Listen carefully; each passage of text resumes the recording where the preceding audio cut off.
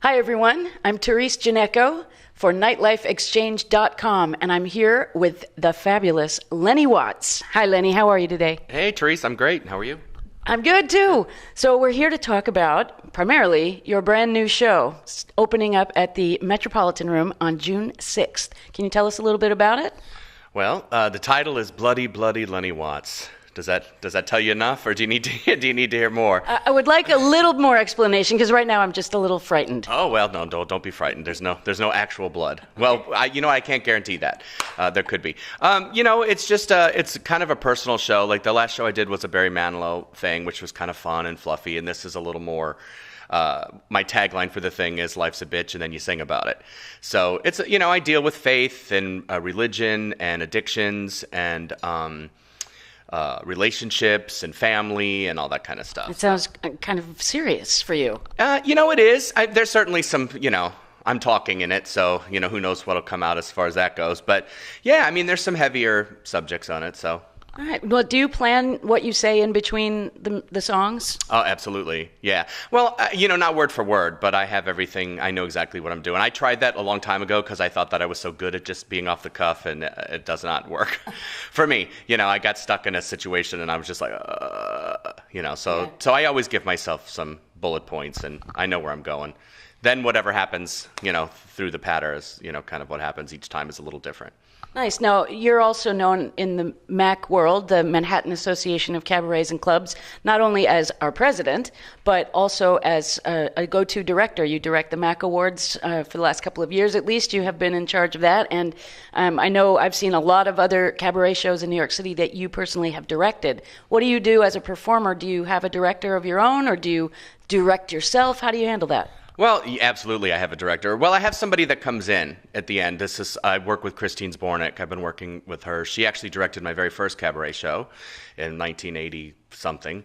And then when she's in town, I have her come in and look at it. But I know pretty much what I'm going to do. I don't do a show every year, so I kind of wait until I have something to say. So I've actually worked on it, for a while, and I'm very specific about what I want. But I still need that person to come in. And she comes in at the end and still sees things that I didn't realize, because when you're in the middle of it, there's just no way that you really know what's going on without somebody there to help you. Lennie also directs a program that's called Summer in the City with Lena Katrakos. That's right. Talk a little bit about that. Well, we're not doing it this year, but it's been great. What happened was we just got so busy. Lena wrote a musical that I'm actually directing. We've done a couple readings, and she's teaching out of town and doing stuff, and I'm doing an arrangement workshop this summer for the first time, and I'm in a show at the Midtown Musical Theater Festival, and I'm directing How to Succeed in Business at a theater in Rhode Island. So we both just decided that it was just best to just maybe kind of let it go for this year so we could do our other things.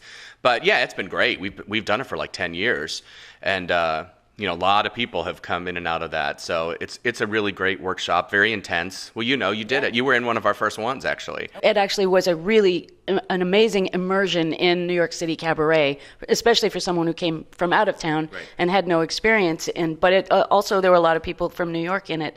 Thank you for that. That was really helpful to me in my beginnings. And you've done a lot to help me also. When you moved over to the Metropolitan Room, you booked my act there, and you were the booking manager there for how long? I opened the place, and I was there. That was the third club that I did. It was the Mama Rose, then the Encore. I believe you've been at all three of them, and then the Metropolitan Room. And I opened the club, and I was there for about 3 years before I left. Okay. Well, and so busy, you said you were directing a show out in Rhode Island as well. You've done more musical theater of late, too, haven't you? Yeah, well, when I moved to New York, that's why I came here. I went to the American Musical Dramatic Academy. I wanted to be I wanted to be a musical theater actor, And I've done some tours nationally, internationally. I've done a lot of regional, a lot of stock. And then I stopped when I started doing cabaret. Well, not when I started performing in cabaret, but when I started running rooms. I just stopped, because it consumes every fiber of your soul. So I just stopped. And so I did that for a long time. And even though I was still performing, I felt like there was something missing, And so I decided here in the last year that I was going to, I got new pictures taken, and I went back auditioning, and then I auditioned last year, and I ended up getting cast as the man in the chair in The Drowsy Chaperone at Theater by the Sea, which is where I'm going back this year to direct How to Succeed in Business. That's great. Have you ever been on television? No. I mean, yes, I've done interviews and things like when I was on the road, that we would go in and do the morning television shows and the talk shows and stuff like that, but nothing. I could have sworn I saw you on the Rosie O'Donnell show. Oh, yeah, I forgot. I forgot about the Yes, I forgot about the thing that more people saw me in 3 minutes than will ever see me in my performing career. Right? Yeah, on Rosie O'Donnell's first year of her first talk show. Yeah, the real one. The good one. You didn't say that. Well, as a sidebar, when she started doing the one-on-one show, I really thought it was great, and I was really disappointed when they pulled the plug on it because I think she's really great at that kind of stuff. But she's the queen of that. She knows how to do that stuff really well. And she did this segment called Untapped Talent, where she took some people that were unknown. Many of us either just getting started in musical theater, or they had a lot of cabaret type people too. And I got a call from one of the producers one day, and she said, we need somebody who can star search A Christmas Carol, because it was in December, and your name has come up several times. Can you do that? And I was like, I'm not sure exactly what that means, but let's try. So she said, can you come in this afternoon for an audition? I was like, yeah, of course. So I went to Colony Music, and I bought some sheet music, and I'm like, okay, I kind of know Oh Holy Night, So I went in, and John McDaniel was at the piano, which is where I met him, and Judy Gold was the producer. She's the one that called me. And there were several of us there, and we all sang. And then she came over at the end, and she said, all right, Lennie, you're on the show tomorrow. Limo will pick you up at 6 a.m. And I was like, whoa. Because people were like, were you nervous? It was like I didn't have a second to be nervous. So I called like 4 or 5 people and said, you need to spread the word because I don't have time because I got a song to learn. So I went on and I sang the next day, and it was fantastic. And I got all this fan mail, and I got all these hits. And my niece emailed me from Kansas City, and she's like, "You should go on her site and read all this stuff." And at first I was scared because I didn't know what anybody was going to write, but it was really fantastic. And it was, And then I was working here at the time, and for 2 years, people would come up to me and say, "Aren't They would you the guy?" recognize. Absolutely. So it's like, oh my God, more people saw me sing that one song in that one moment than it will ever come in any kind of a cabaret. Any kind of a cabaret situation, Yeah, well, cabaret, you're in an intimate environment with, 50 or 100 people, and this is or 10. Worldwide, or 10. Well, and I've been at those shows too, yes. I performed at those shows.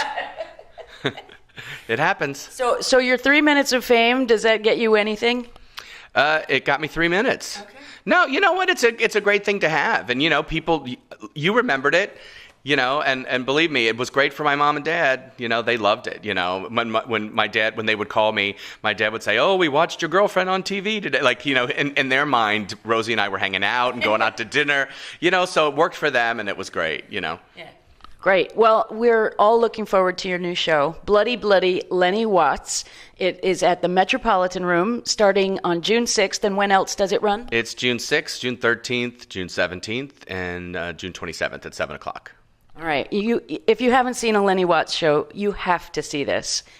I was at your Barry Manilow show. He's an amazing craftsman. He's got a gorgeous voice, of course, and he's so much fun on stage. I can't wait to see what this new show is. I feel like I should wear like a plastic bib or something. Is there going to be any splatter at all with the Bloody? No, I think you should wear a plastic bib wherever you go. I don't think you should that should be exclusive to my show. But no, I like I said, I can't make any guarantees, but I'm hoping that there will be nothing. No blood will be flung. No audience members will be harmed during the show. No, not the audience. All right. Well, thank you so much for joining us. Lennie Watts, go see him at the Metropolitan Room. And we're here for nightlifeexchange.com. Thanks, everybody.